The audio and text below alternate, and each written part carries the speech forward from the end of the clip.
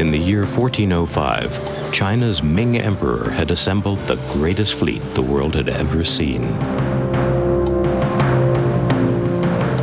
With more than 300 junks, some of them the biggest wooden ships ever built, and a combined crew of 28,000, the mighty Starfleet was to embark on 7 epic voyages.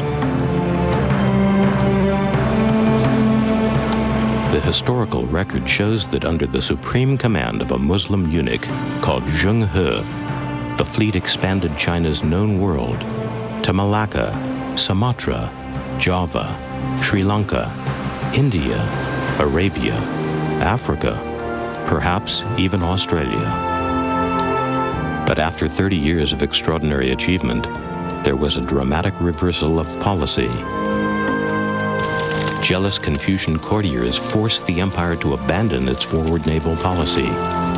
Zheng He was forgotten, his fleet laid up, and many of his maps, logs, and records destroyed.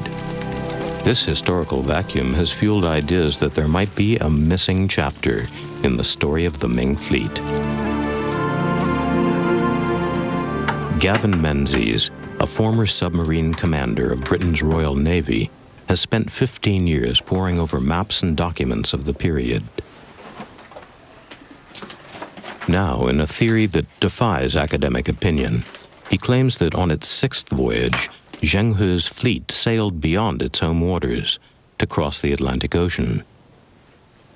If he's correct, the Chinese could have discovered the Americas 70 years before Christopher Columbus. When the first European explorers set forth for the New World, every single one of the great names had a map showing in them the way to go. Not one of the great European explorers discovered anything new. Somebody discovered the world before Europeans did. This program will examine how the Chinese may have crossed the Indian Ocean, rounded the Cape, and sailed on into the South Atlantic. Then, with the input of 220 scholars, including 30 from China, Gavin Menzies' theory that the Chinese discovered America before Columbus will be put to the test.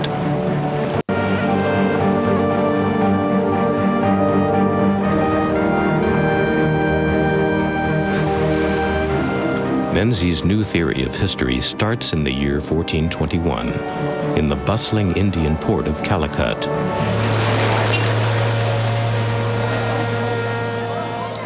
We know that having already sailed some 6,000 miles, the great Chinese fleet was lying at anchor here because Ma Huan, the expedition's chronicler, has left us detailed descriptions of Calicut's booming spice trade. The inhabitants of this mountainous countryside have established spice gardens.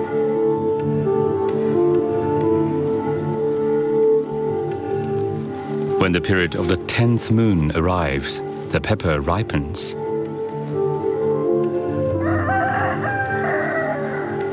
It is collected, dry in the sun, then they wait for foreign merchants to come to buy. Ma Huan was not the only foreigner to visit Calicut at about this time. In these districts, they grow ginger, called in the language of the country, beledi, or gebeli, or neli. Niccolo de Conti, an Italian merchant adventurer who spent 25 years living and traveling in the East, also describes the bustle of the Calicut spice trade.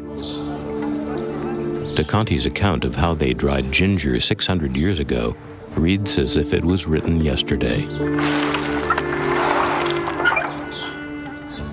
The ginger is obtained from the root of a shrub. They cast ashes upon it and place it in the tropical sun for 3 days, by which time it is dried.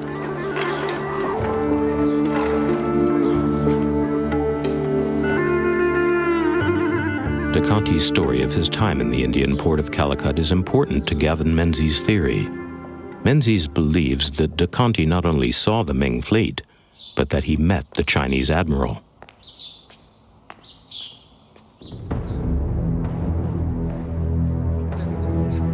Menzies points to a statue of Zheng He and his admirals, recently found in China.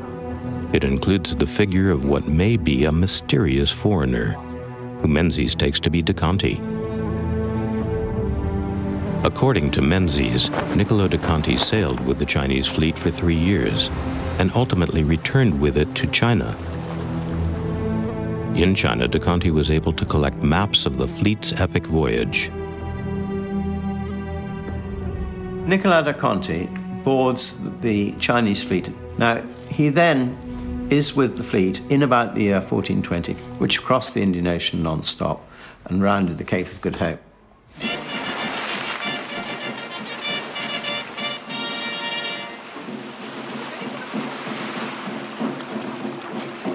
Niccolo de Conti returned to Venice. At that time, Venice was glorious and self-confident, the most important maritime state in the Mediterranean.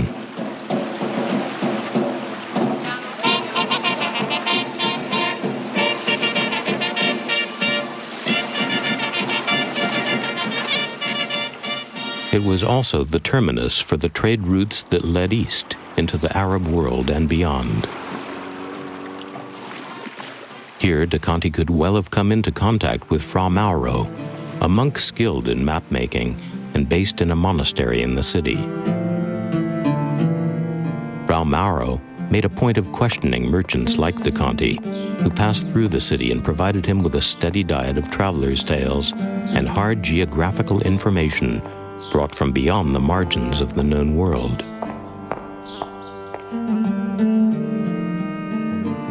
Fra Mauro had received a commission from the King of Portugal to construct a definitive map of the then known world. The timing of de Conti's return to Venice was perfect. Fra Mauro says he got his information from a merchant of good standing. And I say that's Niccolo da Conti. Fra Mauro's map is still in Venice, and for the last 10 years, Professor Piero Falchetta has been its custodian.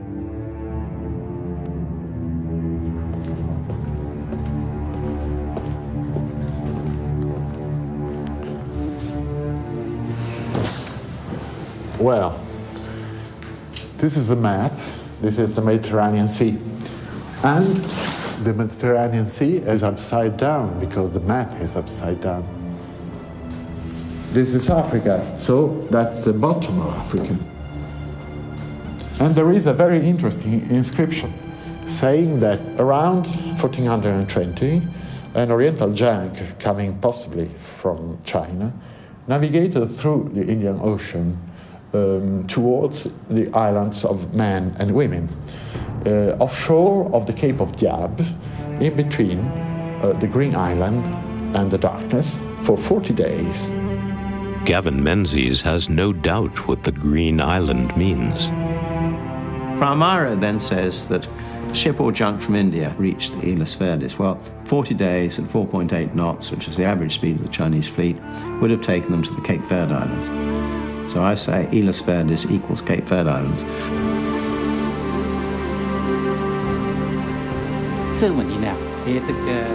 According to Fra Mauro, an Oriental ship sailed out for 40 days and came back. That might mean some ships of the fleet did indeed sail past the Cape of Good Hope. The English scholar Professor Needham supported this view, as have some Chinese scholars. Now, Gavin Menzies have drawn much wider-reaching conclusions. Zheng He's fleet would have had no problem crossing the Atlantic Ocean. Look at the tiny ships used by Da Gama and Columbus. If they had seen our ships, they would have been astonished.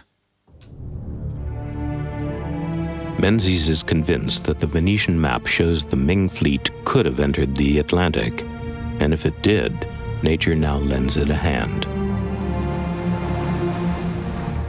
Coming round the Cape of Good Hope, on this Admiralty chart, these blue currents, you can see carrying the ship up the west coast of Africa. Then he would be pushed inland by the winds, carried up by the current, then in a strong current to the west, then trade winds push him into the coast once again, until he gets up north of the Cape Verde Islands when the currents push him down. Then, leaving the Cape Verde Islands, he's carried in a massive volume of water, absolutely due west. A sailor near the coast of Africa, if he did absolutely nothing, he just hoisted his sails, he would get carried by the wind and the current across the North Atlantic and would enter the Caribbean between Dominica and Guadeloupe. Hundreds and hundreds of explorers have entered the Caribbean in this way.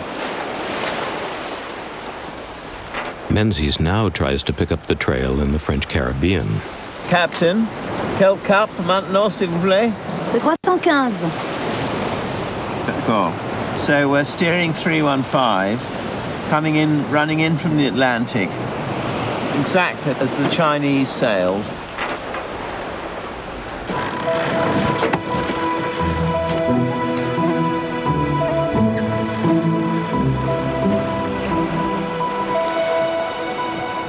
Menzies believes this map, drawn in 1424, is a breakthrough for his theory. Known as the Pitsagano chart, it seems to show islands across the Atlantic 3/4 of a century before Columbus ever sailed there. Menzies believes only the Chinese could have charted the islands, which he believes he can identify. The person who drew the 1424 Pitsagano chart drew Les Saintes exactly as he would have seen them from sea level, more or less this time of the day. On the Pitsagano chart, he's drawn this red island, and he's drawn 3 bays. And that's exactly what you can see. There's the first bay, the second bay, with the tall mountain in the back, and there's the third bay there. Couldn't have been drawn better. We're now exactly in the channel opposite the middle of the 3 bays.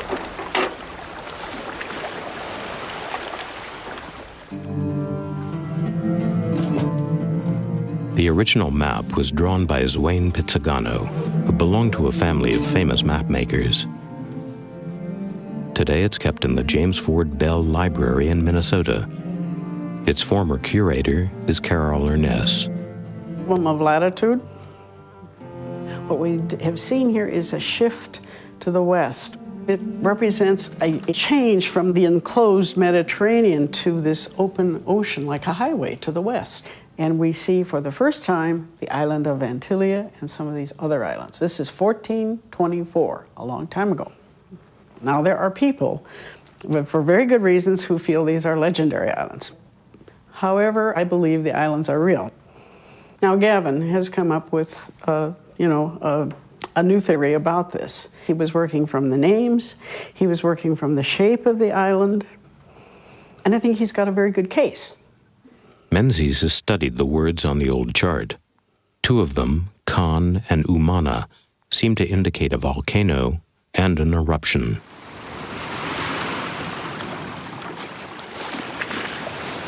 We're now looking at Guadeloupe there. If you compare Pitsagano's chart with what's there today, here in yellow is what was drawn on the 1424 chart, Con Imana, that means volcano erupts there. And on the modern chart, where Pitsagano has drawn it in exactly the same position, there are 2 volcanoes, Soufriere and L'Echelle. In fact, the Smithsonian have told me that they erupted twice between 1400 and 1440, when Pitsagano said they did. The island shown on the 1424 chart is in fact Guadeloupe. The volcanoes, the streams, the bays, ties up absolutely with the 1424 chart. And there it is, all laid out in front of you. By now, Menzies believes the fleet had divided itself. One half sailed south, the other, under an admiral called Zhu Wen, sailed north. We carried through the Caribbean, northeast past Dominica and Haiti, northeast past Cuba, up past Andros and Bimini.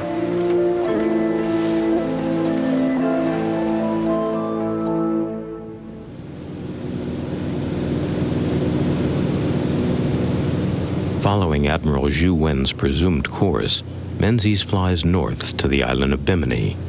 Coming into land, you can see one of the so-called shark mounds, a strange fish-like feature. Menzies believes these mounds contain the wrecks of Chinese junks, because he's convinced that in Bimini the Ming fleet was struck by a hurricane.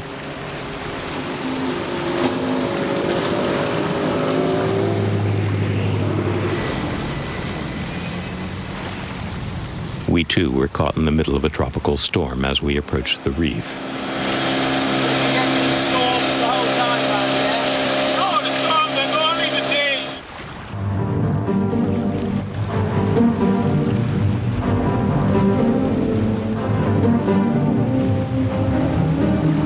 Rounded the top of Bimini, and they're in a terrible bad way.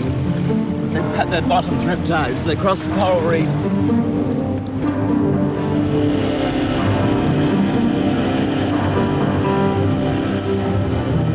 Seven of the great junks were deposited on what was then a sandbank.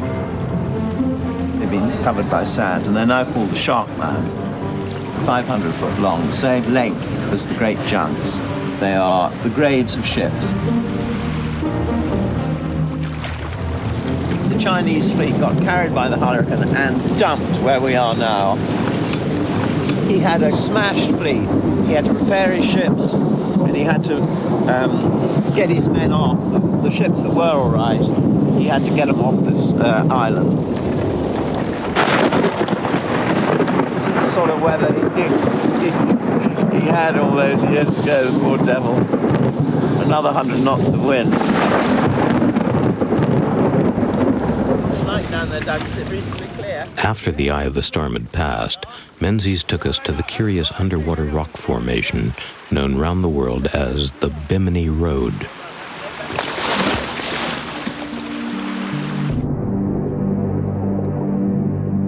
Menzies believes this is a slipway built by the Chinese to refit the fleet and repair the damage caused by the hurricane.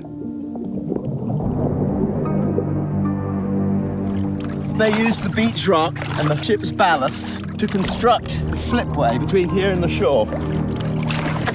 When they got really close in, they ran out of beach rock, so they used the hull stones from the hull for the last 250 yards. Basically, this whole road is about 1,200 feet long.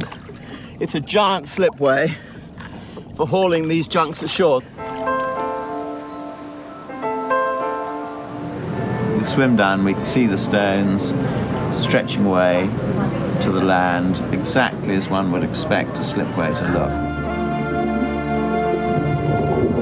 Some very sophisticated civilization built the roads before Europeans arrived. I say it's the Chinese.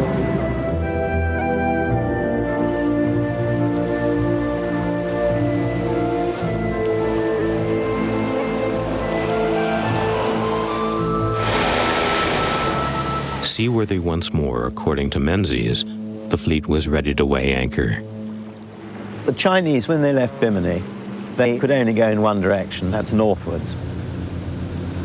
That is the way that the winds and the currents would have carried them to Florida. And so in the year 1421, some 70 years before Columbus, if Menzies is right, the Chinese may at last have made landfall on the continent of America.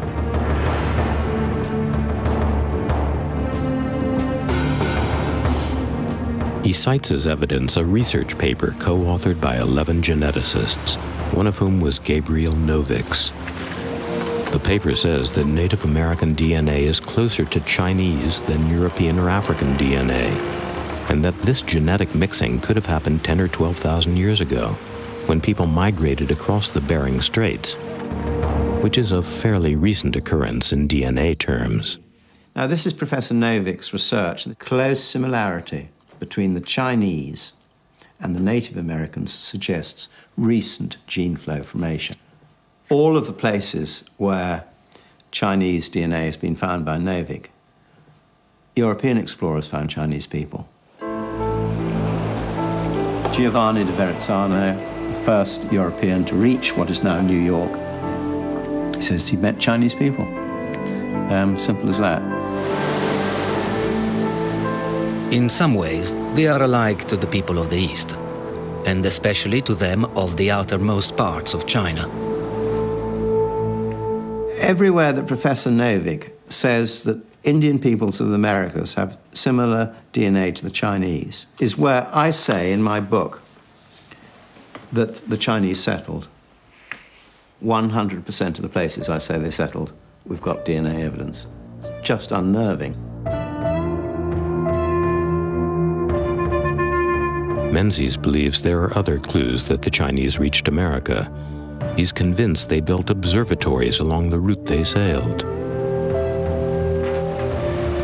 The Chinese had a centuries-long tradition of astronomy and astral navigation. But there was a limit to how much the science of the stars can be studied from a heaving deck at sea, hence the observatories. Menzies has identified a possible 28 around the world. He believes the Newport Tower on Rhode Island is one of them. Can you see through both of the windows?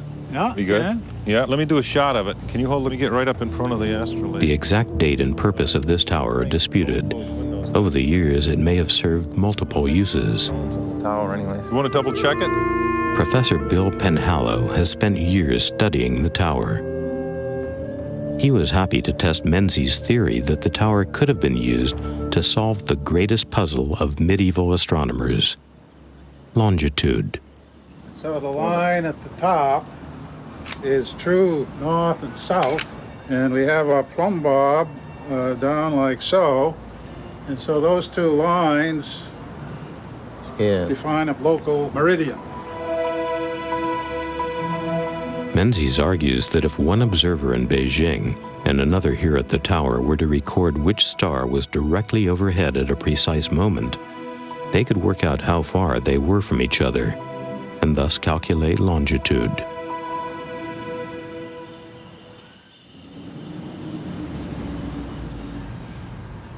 The tower might perhaps have served a dual function. Menzies agrees with Bob Hassel's theory that the tower could have doubled as a lighthouse. Very interesting. Why would you build a fireplace 12 feet above the ground? You know, this is something that doesn't make a lot of sense until you look at the fireplace out that window and it's in direct line with where you would want to turn in the harbor to make a port entry into Newport. Right. This is fascinating from a mariner's point of view. The tower is located right at this point here. The fireplace and the window were a particular angle. What was that angle? That angle has been measured. It's 264.5 degrees Right. down to this point. The string gives the line of sight from the tower window out into the harbor. Okay, so if you're coming into port from the ocean, Coming up here. he would be able to see the tower, would see the light, yeah. and the light would be coming through this window, Right. would be visible in the channel. Then he's in a safe port, out of the tide, out of the wind. Though this program concentrates on the question of whether the Chinese discovered America, Menzies believes the Ming fleet also reached South America, Australia, New Zealand, the Arctic, and Antarctica. This is why he believes the claim in one document that the fleet visited 3,000 countries is quite literally true. This Ming transcription records an amazing 3,000 countries visited.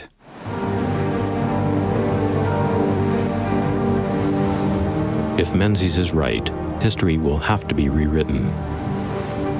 And China's mighty Ming fleet will take the place of Columbus in the Age of Discovery.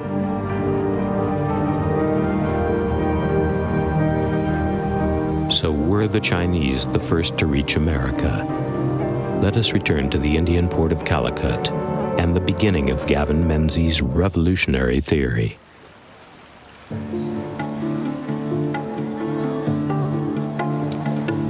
There is no doubt that de Conti was here. His vivid account of the bustling trading ports of Malabar, and the minute detail of the pepper and ginger trade are evidence enough.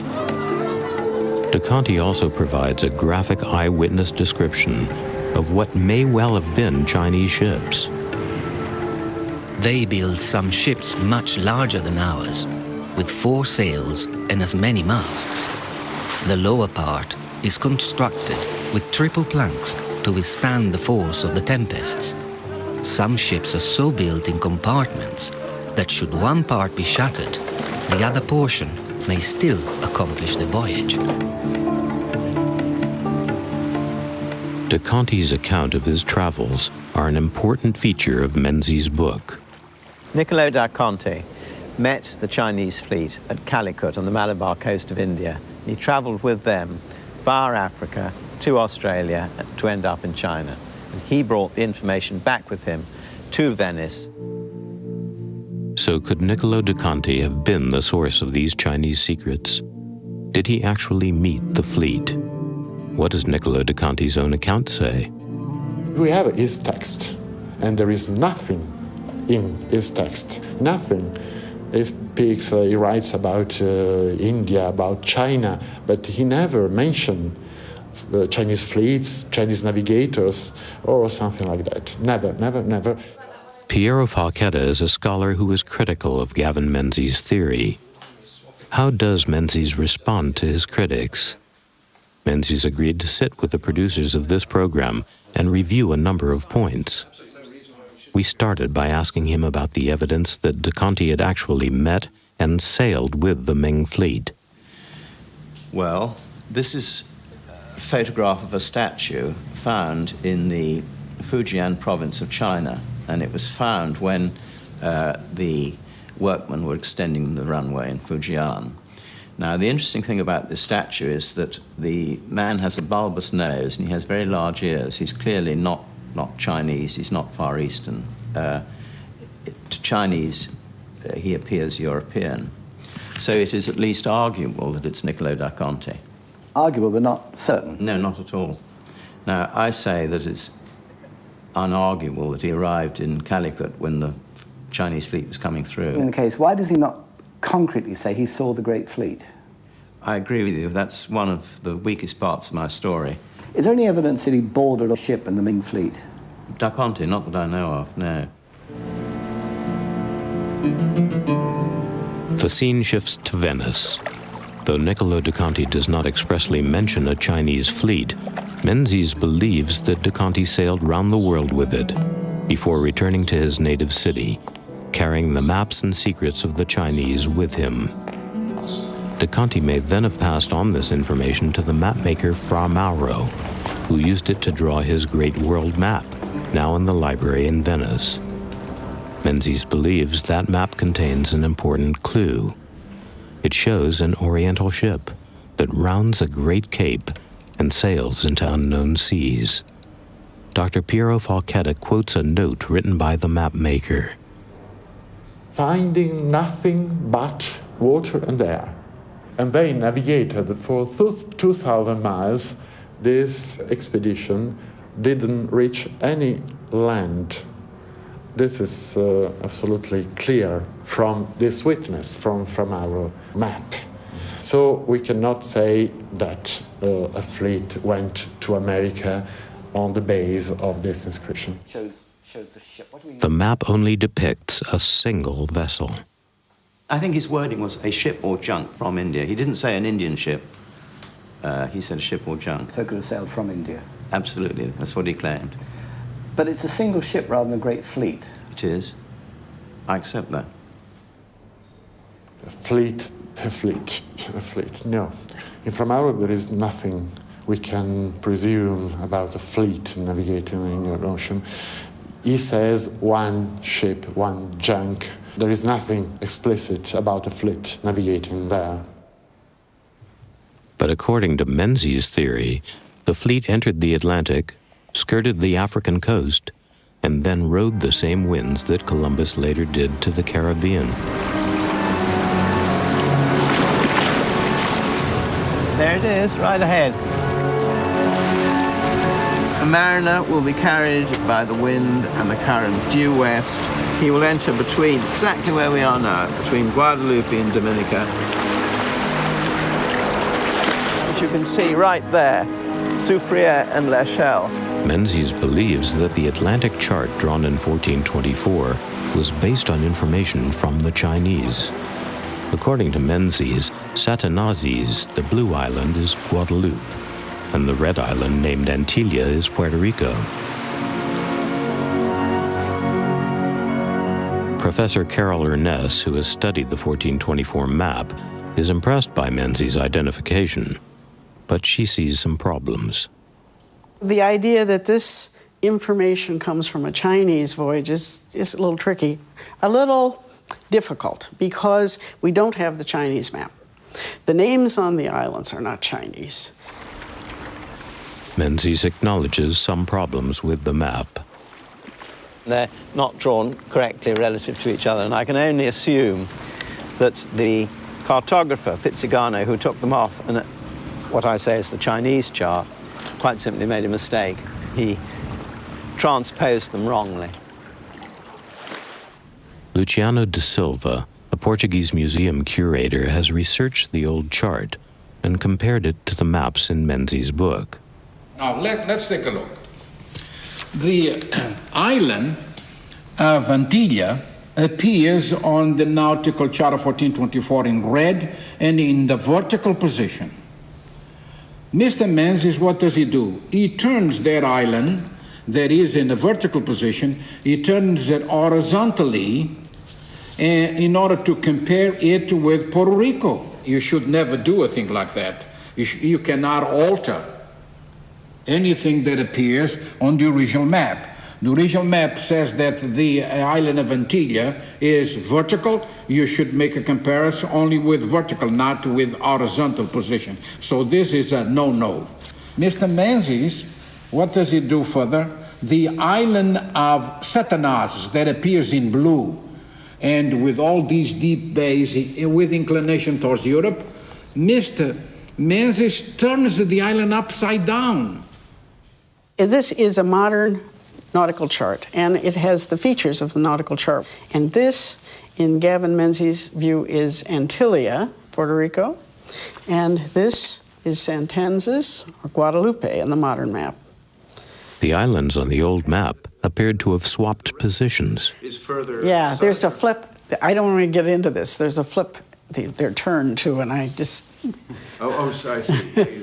Sorry, that's a confusion. Yeah, there's some confusion, yeah. Menzies believes there is other compelling evidence that enables him to identify the mysterious island. The words Khan and Umana appear on the map. Menzies says these are medieval Portuguese words which he translates as volcano erupts here. And since there was a volcanic eruption in Guadeloupe about 600 years ago, he argues that the Blue Island must be Guadeloupe. We showed Gavin Menzies an email from an eminent Portuguese medieval linguist who says the translation of Khan and Umana is wrong. Well, all I can say is that Professor Camilo dos Santos doesn't agree with what's in that email. Professor Camilo dos Santos said that it meant volcano erupts here, question mark. Santos actually said, you know, I'm not an expert in a linguistic expert. I'm a professor of literature, and you should check with other people. Well, he's professor of medieval literature. What about the specialists in medieval Portuguese who say it can't mean that? I'm afraid I can't arbitrate. Professor dos Santos says he cannot translate Khan and Umana because he specializes in modern Portuguese literature. He told us to talk instead to Professor da Costa, who is an expert in medieval Portuguese. These two words exist, in fact, in current Portuguese. Con means cone, so can be the shape of a volcano. It's possible. But these words were not used with this sense in the 15th century. They are used later, just later. And for sure, I never read such words, neither one nor the other, in Portuguese chronicles of the 15th or the 16th century or in documentation. That's not the way to speak about volcanoes. And I don't think so, just because the words were not used in Portuguese of those times. if the fleet ever did reach Guadeloupe, wind and tide would have continued to push it north. Menzies believes that as the fleet approached Bimini, they encountered a hurricane, and that several junks were wrecked on the island. To repair their ships, says Menzies, the Chinese built a stone slipway, which he identifies as that curious underwater feature known as the Bimini Road. Okay. John Gifford, a professor of marine geology and archaeology, was commissioned by National Geographic to investigate the mystery of the Bimini Road. According to one theory, these symmetrically shaped stone blocks were the remains of an ancient city, possibly Atlantis. I have to admit, the first time I dove on this in early 1970, I thought myself that it looked very definitely artificial. If it was Atlantis, actually, it would have been, in many ways, much more interesting. We looked very hard specifically for archaeological evidence. We found no archaeological evidence whatsoever. We found lots and lots of evidence about the geological origin of these stones. And, you know, when you're faced with a large mound of evidence that points towards geological origin and a zero evidence that points towards the archaeology, there's not much you can do about it. In my opinion, they're made by nature. They, in fact, represent a beach rock deposit, technically what's called a paleo shoreline. There are various artifacts that have been found on the road which are man-made. There are man-made cement building blocks, a great number of them. And I say that they are to keep the ballast of the junks in position. They are exactly the right size for that. They're built in Chinese measurements. They're tongued and grooved. They fit into each other. Nobody can possibly argue that they're natural. They're no longer there, and I can't study pieces of rock that may have come from China but are no longer there. I don't budge a millimeter from my overall argument because a lot of the Bimini stones, more than 1,000 tons of them, were actually taken from Bimini to Florida, and they were used in the ship channel in Port Lauderdale, and they're still there today. You can go and have a look at them. And we have married up markings on those stones, which in my submission can only mean they were left by Chinese ships. Do you have any Chinese scholars authenticated these markings, show that they were Chinese, Ming-era Chinese stones? No. A stonemason is trying to fathom out what they were. I accept that I haven't got Chinese experts' views on whether those markings are Chinese or not.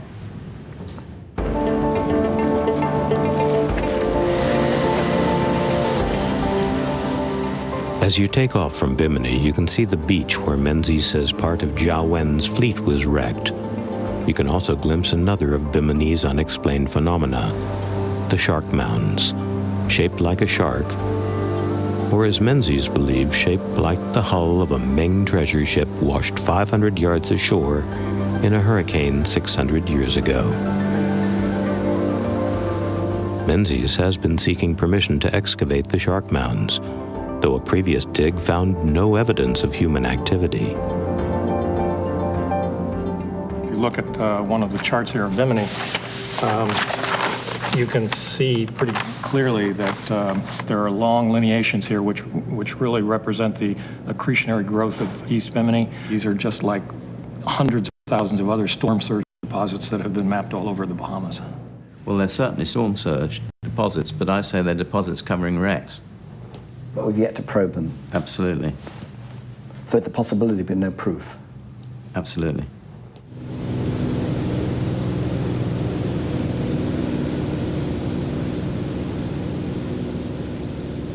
As Menzies approaches the American mainland, he knows that it only takes one piece of concrete evidence to confound his critics. Steady out, steady out. There we go. Let's get windy. We return to Newport, Rhode Island, and to the controversial Newport Tower. Menzies believes the Chinese built it to serve a dual purpose: half lighthouse, half observatory. You have patience, and you have to have a night that's clear, He thinks the Chinese used the tower to study the mysteries of the stars and solve the age-old problem of longitude. Professor Penhallow has tested Menzies' theory that the tower could be used for longitude calculations, and he agrees it could, but Chinese written records contain no evidence of such advances. China has no record of understanding longitude in the 14th and the 15th century. No, absolutely. Zheng He's voyages have no record of it. I don't agree with that at all. I mean, if you look at the inventory of their observatories, they have everything in their observatories to enable them to calculate longitude. Chinese scholar Mr. Zhu points out that Zheng He's own charts show no evidence of such a breakthrough. The Chinese map that showed longitude and latitude did not exist until Jesuit missionaries reached China with that knowledge 2 centuries later. Some say the simplest explanation may lie in the local library. This is Benedict Arnold's will. The date of Arnold's original will is 1677, and these are copies that were made in the 1750s. And right here, there's a line saying, "From my dwelling house leading to my stone-built windmill in the town of Newport aforementioned." This is a map of Newport made in 1776, showing the center of town. On the site, it says stone windmill. Well, it could be a flour mill. You can knock any argument you want down. It is not any longer. My principal point, or key point, if I am completely wrong, can I just go on for a minute? If I'm completely wrong on the Newport Tower, it doesn't really affect my argument anymore, because my argument now is that the first Europeans who got there, Giovanni da Verrazzano, found a Chinese settlement. That is my principal card now.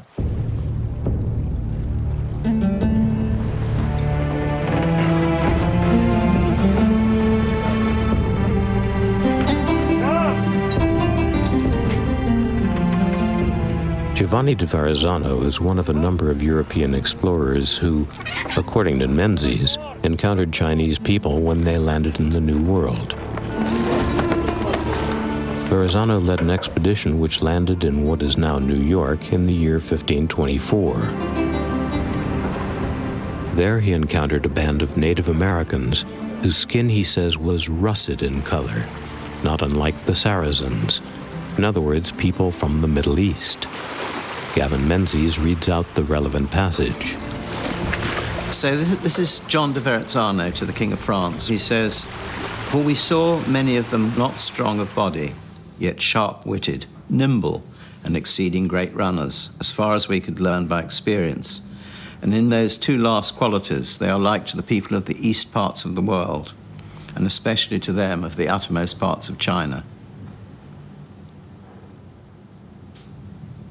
So he's not saying they look Chinese, he's saying they run swiftly like people from that part of the world. But he doesn't actually say they're Chinese.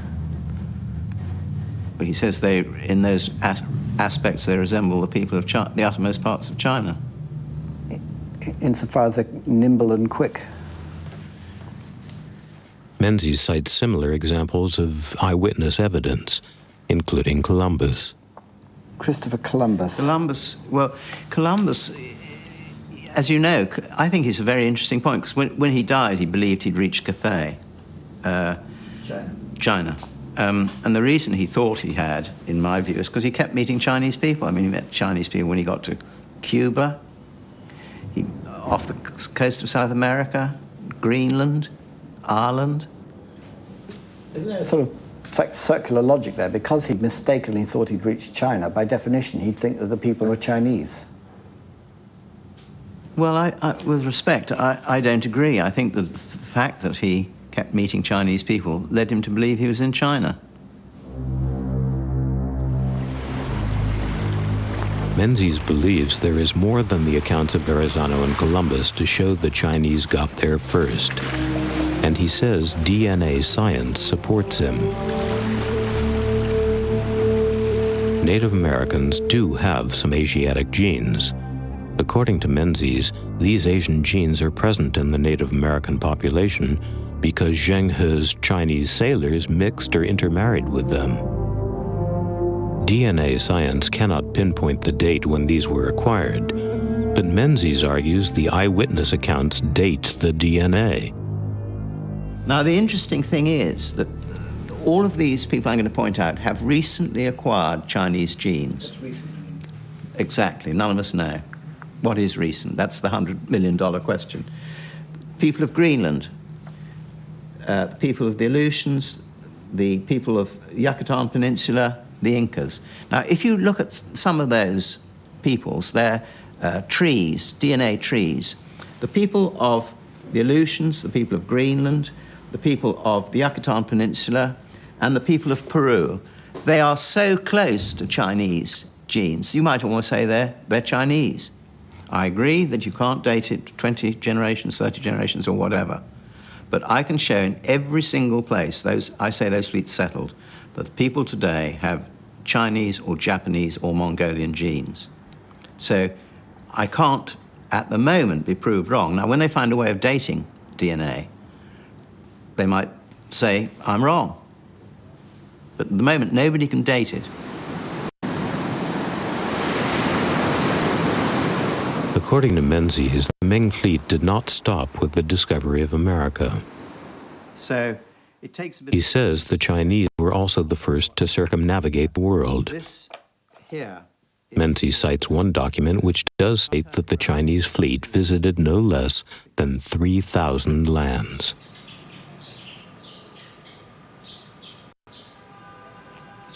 Menzies' source is a written copy of a stone carving that has now been lost.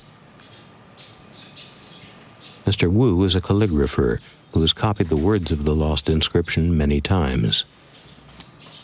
The fleet set sail from Taichung, visited Vietnam, Cambodia, Thailand, Calicut, and Hormuz, etc. Altogether, it says 3,000 countries.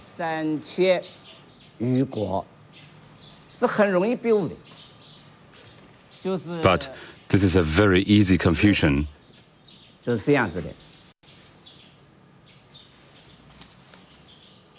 is how you write 10, and the character for 1,000 has an extra stroke on top. The two characters are very similar, so easy to confuse. Wu has compared this with one other carved stele which has survived from the 15th century.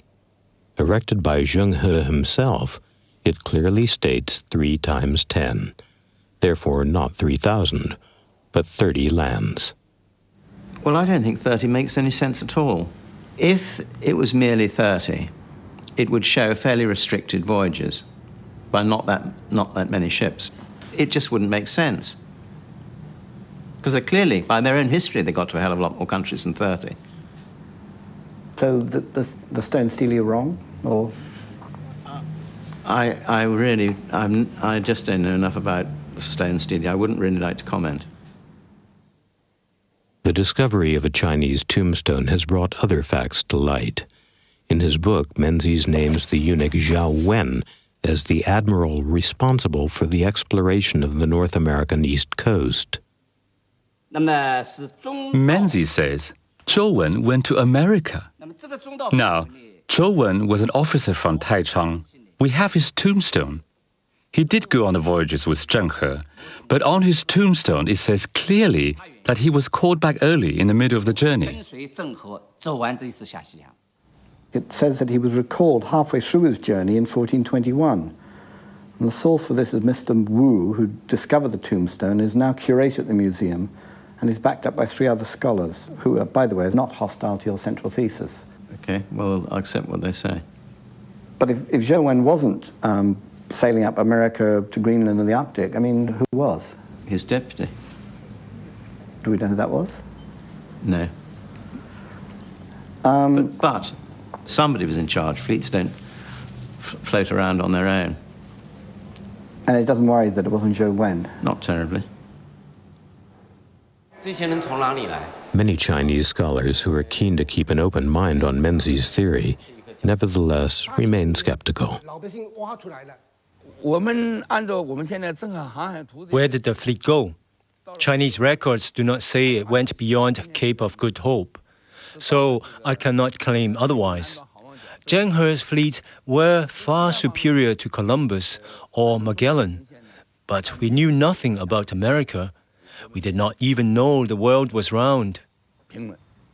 Chinese scholars have not looked into what is really there. They have accepted the mistranslation to say, oh, well, it's all too difficult.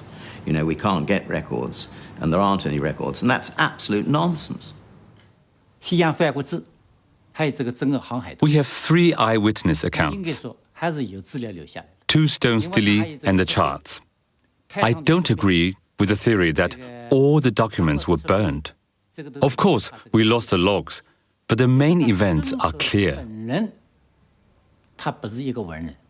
What I have done is given a sufficient shake-up in China so that they jolly well know they can't anymore say it's rubbish. The details might be wrong, but the overall driving thrust of the book is absolutely right. To have a new theory, one must have evidence to support it. The evidence can be historical archives or archaeological findings. If you have neither, you can't say your theory is up to the test. Menzies' conclusion has no evidence. Undeterred, Gavin Menzies is financing further research into the ultimate destination of the Starfleet. He has set up a website and has been inundated with fresh theories from thousands of enthusiasts. Every week, every minute, on average, somebody comes to our website, querying, suggesting, disagreeing. We have a fantastic volume of traffic to our website. We've had 36,000 emails with new evidence. Menzies asserts that the Chinese rounded the Cape of Good Hope in August 1421. He is dead wrong. There's not a shred of evidence. It is pure fiction. I feel it is only a matter of time before it is accepted worldwide that essentially that story is true. And what I say in the book will no longer be considered fanciful or long shot. Everyone will accept it's common sense that I was right. I find a book like that to be extremely entertaining, but I take no serious stock of it. I'm afraid that a lot of people will accept many, or if not most, of the assertions that are in the book because they can't identify the difference between science and pseudoscience. Do any of the points we've raised today weaken your faith and your belief in the story? None. Not one.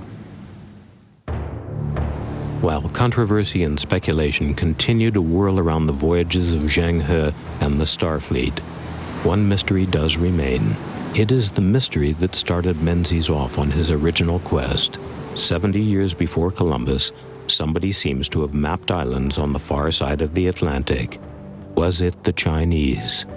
If not, who was it? For the meantime, everyone does at least agree on how the story ends. Over the course of 30 years, the Ming fleet had sailed on 7 great voyages. At first, these exploits met with massive approval from the emperor and the people. The wealth and influence generated ensured the emperor's prestige. But the courtiers and officials who had advised against these adventures could only look on with growing disapproval. The list of tribute was received by the protocol official who read out aloud to the emperor. Mother of pearl, sea mirror, rhino horn, ivory, unique southern incense, southern steppes grass, sea dates, crane incense.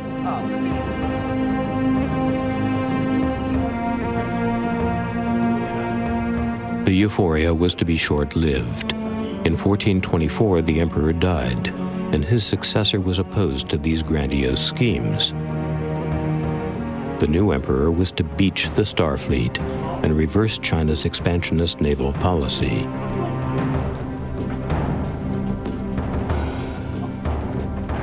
And so China turned its back on the world. To prevent any backsliding, the logbooks of the great expeditions were burned. The great Admiral Zheng He was sidelined, his work undone. Whether or not he or his fleets ever saw the Atlantic Ocean or the hidden world that lay beyond it, his known achievements already dwarfed those of most others. As for China, for almost half a millennium it abandoned the sea and turned in on itself. It is only now in recent years that China has begun to re-engage with the world it might once have dominated, and Admiral Zheng He has become a national hero once more.